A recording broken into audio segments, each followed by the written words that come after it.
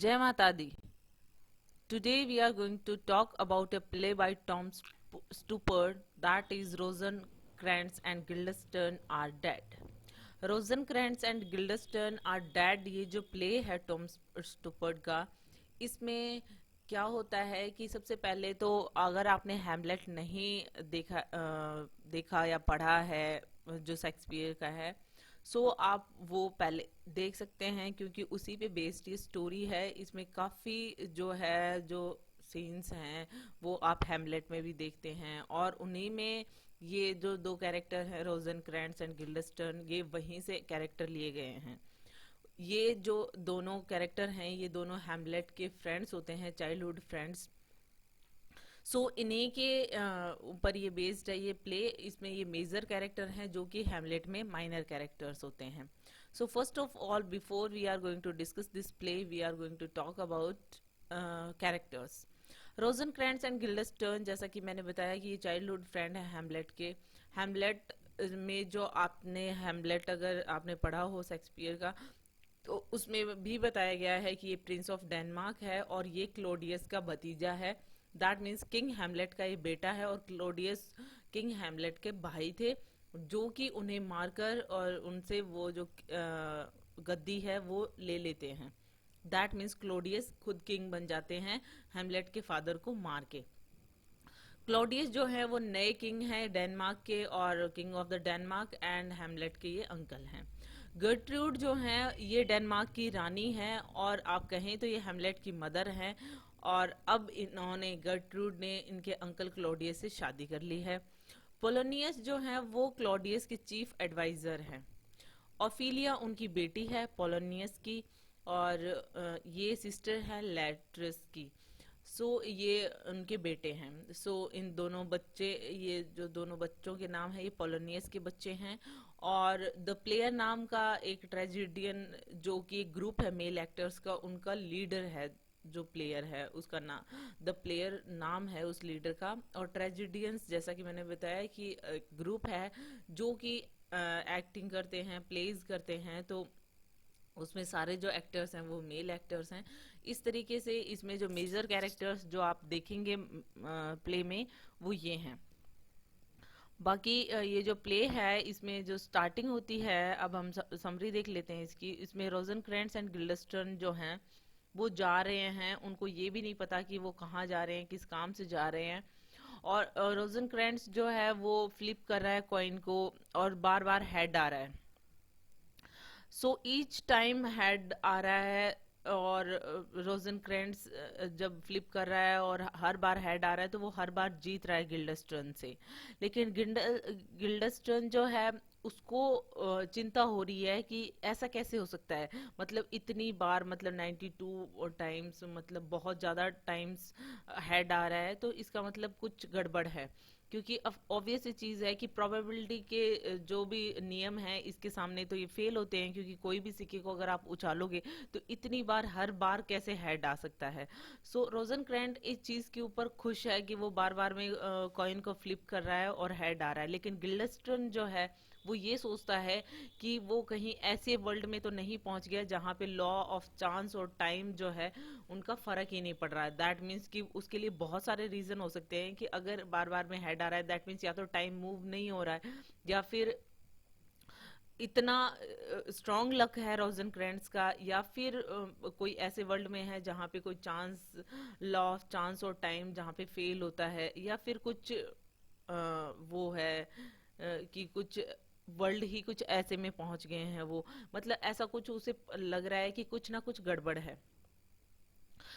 लेकिन और उन दोनों को ही, रोजनक्रैंट्स और गिल्डस्टर्न दोनों को ही ये नहीं पता कि एक्चुअली वो क्यों ट्रैवलिंग कर रहे हैं। उनको कुछ भी याद नहीं है, बस उनको एक चीज याद है कि किसी मैसेंजर ने उनको बुलाया है।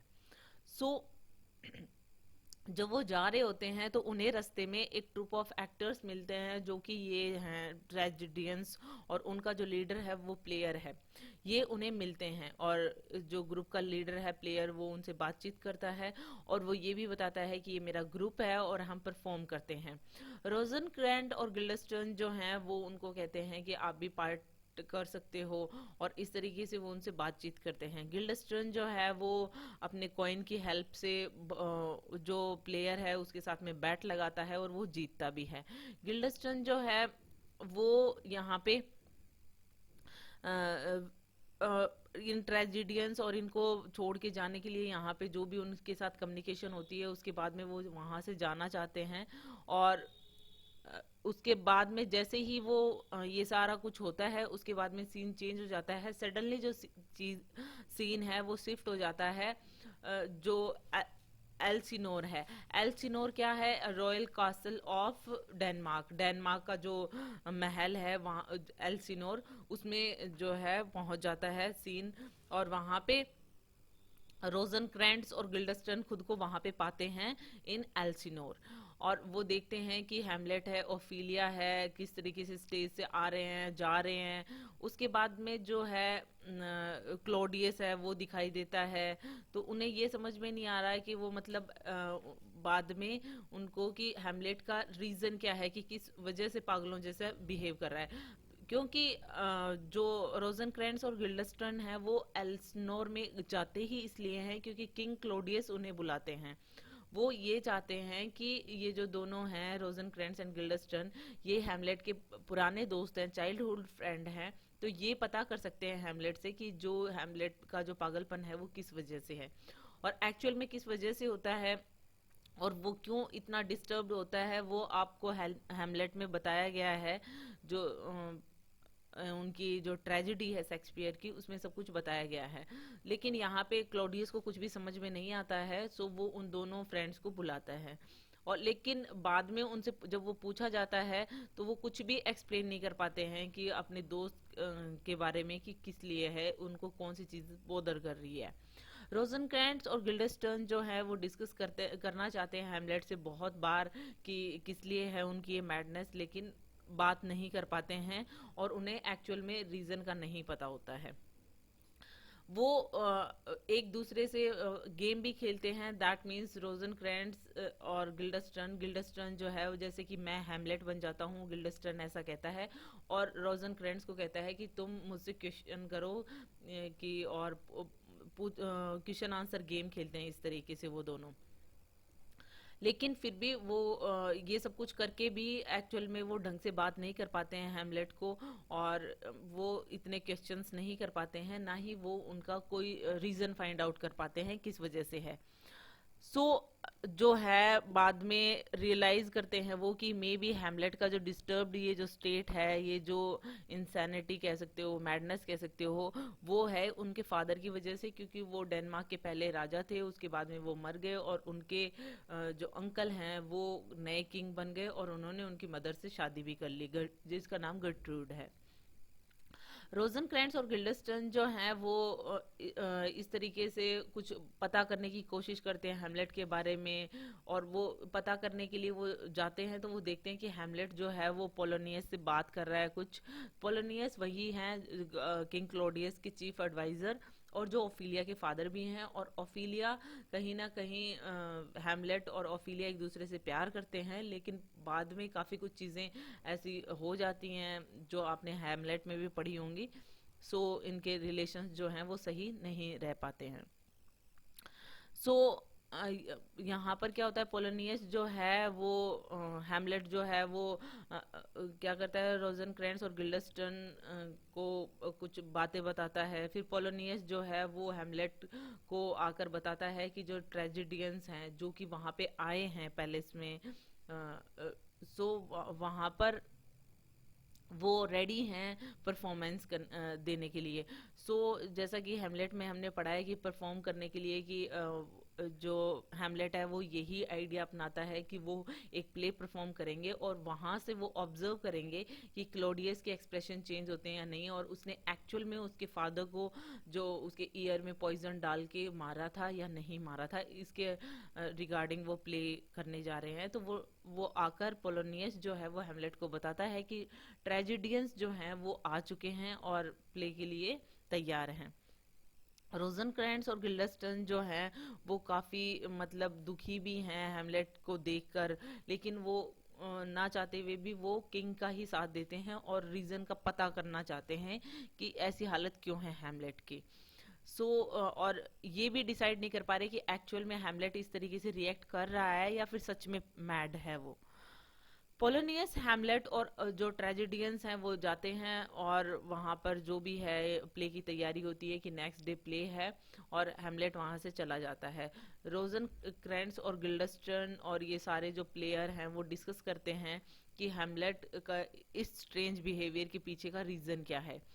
जो प्लेयर है वो चला जाता है रोजन क्रैंस और गिल्डस्टन को के साथ में ये डिस्कस करने के बाद में कि क्या होता है डेथ के बाद में। तो ऐसी चीजें जो अजीब व गरीब ये डिस्कशन इनके बीच में चलता रहता है रोजन क्रैंस, गिल्डस्टन और प्लेयर के बीच में। लेकिन उसके बाद में क्लोडियस, गर्ट्रूड, पोलोनियस, ओफिलिया इन सबको दिखाया जाता है और वो कहते हैं रोजन क्रैंस और गिल्डस्टन ये बताते हैं हैमलेट को कि ये सारे जो हैं ये प्ले में को अटेंड करने के लिए आ रहे हैं। उसके बाद में जो है हैमलेट वहाँ पे आकर देखता है रोजन क्रैंस और गिल्डस्टन को, और वो देखते हैं कि हैमलेट जो है वो मतलब क्या करने जा रहा है, अब क्या करना चाहता है। ओफिलिया जो है वो आती है और इस तरह की कन्वर्जेशन काफ़ी थोड़ी कन्वर्जेशन हैमलेट के साथ करती है और फिर वहाँ से चली जाती है, और उसके बाद में हैमलेट भी चला जाता है। अब जो है वहां पर इन ट्रेजेडियन के ग्रुप में एक एल्फ्रेड नाम का जो कैरेक्टर है, जो सबसे यंग एक्टर है, वो फीमेल का रोल प्ले करता है इन ट्रेजेडियन के ग्रुप में, और सिर्फ उसी का नाम बताया गया है इस प्ले में। उसका नाम एल्फ्रेड होता है, जो कि फीमेल ड्रेसअप करता है और या फिर फीमेल का रोल प्ले करता है। अदर ट्रेजेडियंस जो हैं वो आते हैं वहाँ पे प्ले की रिहर्सल करने के लिए, और यहाँ पर वो सारी चीजें दिखाई जाती हैं जो क्लोडियस ने की हैं और किस तरीके से।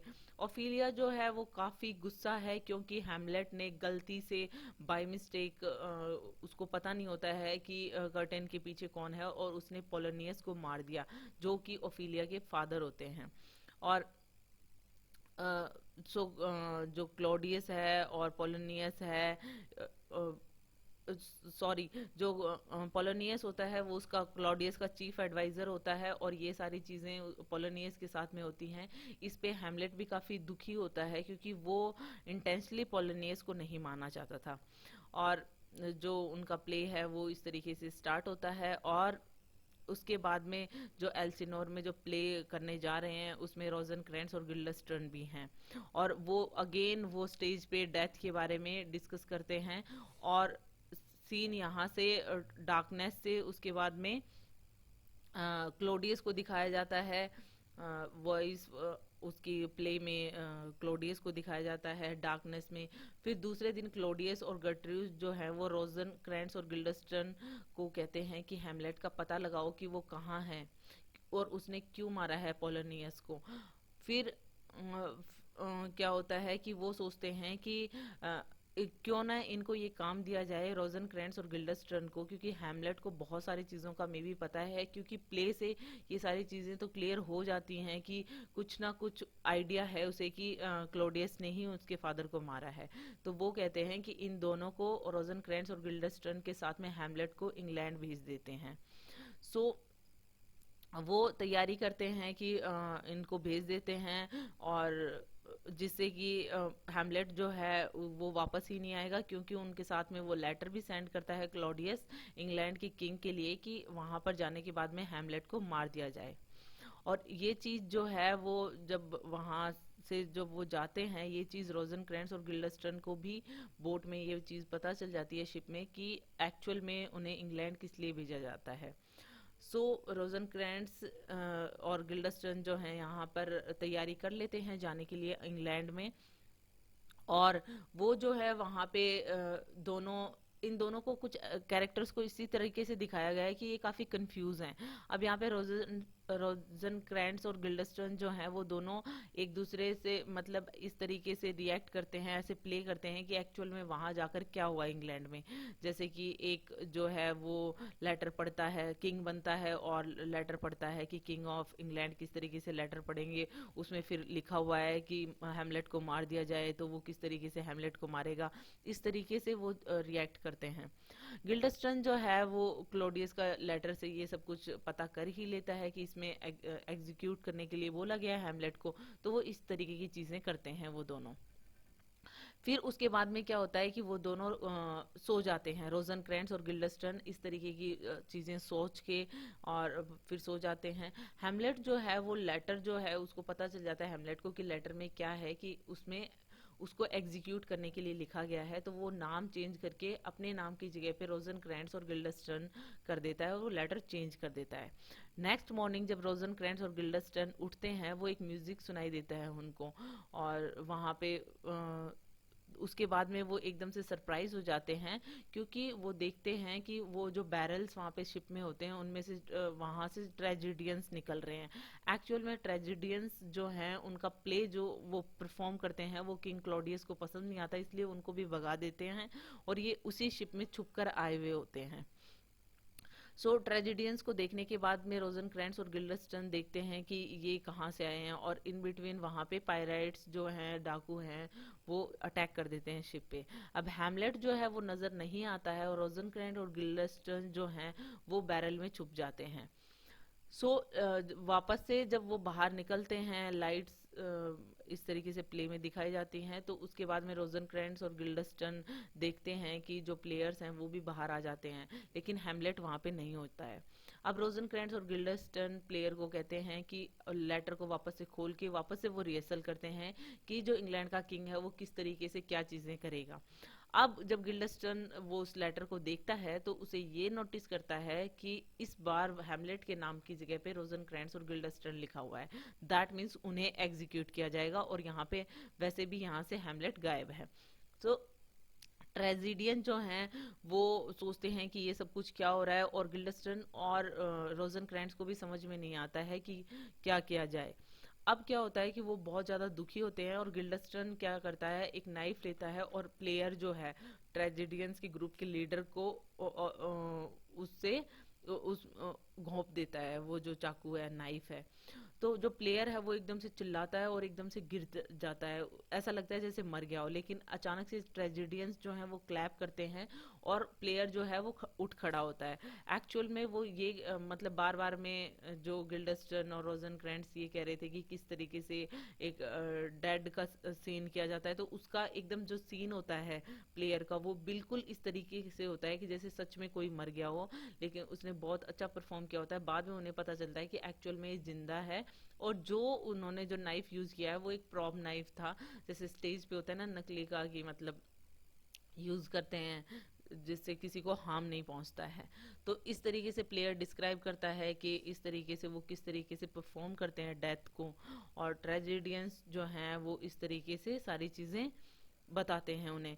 रोजनक्रैंट्स जो है वो बहुत परेशान होता है इस पे, कि उसको बीच में लग भी रहा था कि हमें नहीं धोखा देना चाहिए हैमलेट को, लेकिन गिल्डस्टर्न कहते हैं कि हम क्या ही कर सकते हैं, हमें तो राजा की बात माननी चाहिए, इसलिए वो अपने फ्रेंड को भी धोखा देने जा रहे थे। लेकिन रोजनक्रैंट्स को अब बहुत बुरा लगता है, और उसको अब लगता है कि उसकी डेथ जो है वो काफी पास में है।